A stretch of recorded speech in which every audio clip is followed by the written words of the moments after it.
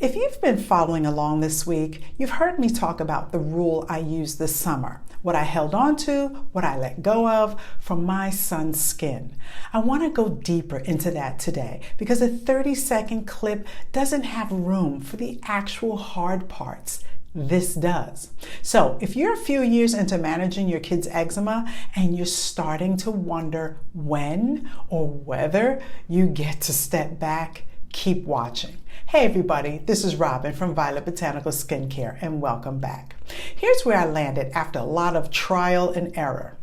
If it's tied to an actual trigger, something that's caused a real flare, a real reaction, that stays non-negotiable. Fragrance-free, sensitive skin detergent, that's not up for debate in our house. Sunscreen was the one I expected to be simple, and it wasn't.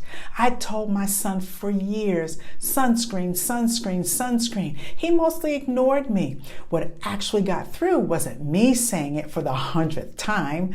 It was his doctor telling him his skin was already sunburned from being outside all day working with the team. A doctor confirming real damage moved him in a way I couldn't. I want to sit with that for a second, because I think it's an important thing for parents to hear. Sometimes it's not going to be you who finally gets through. And that's not a failure on your part.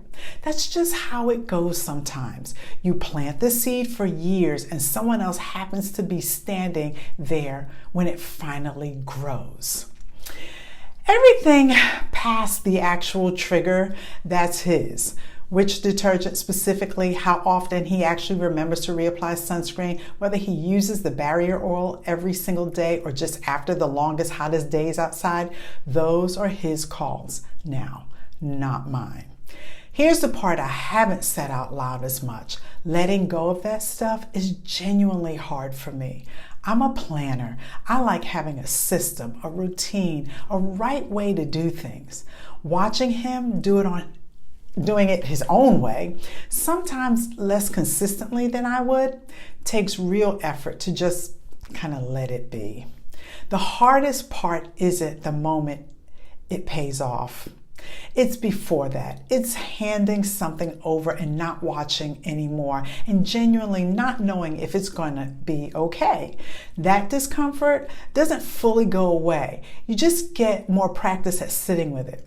If you're wondering how to actually start handing things over, I wish I could tell you it was always calm. It wasn't. Sometimes it was just me sharing research, letting him take it or leave it. And sometimes, honestly, it turned into a lecture.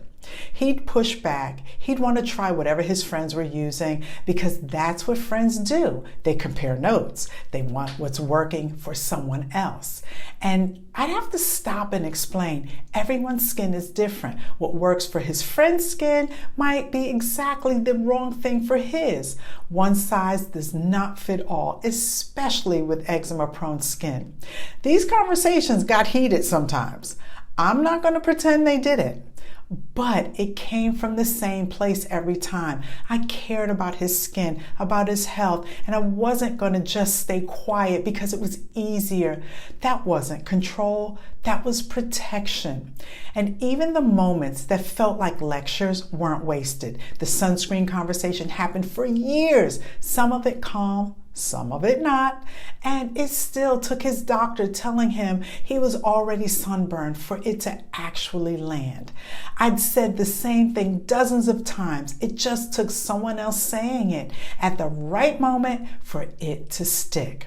So if you're doing this with your own kid, the calm conversations and the harder ones, I don't think that means it's not working. It might just mean it hasn't hit the right moment yet.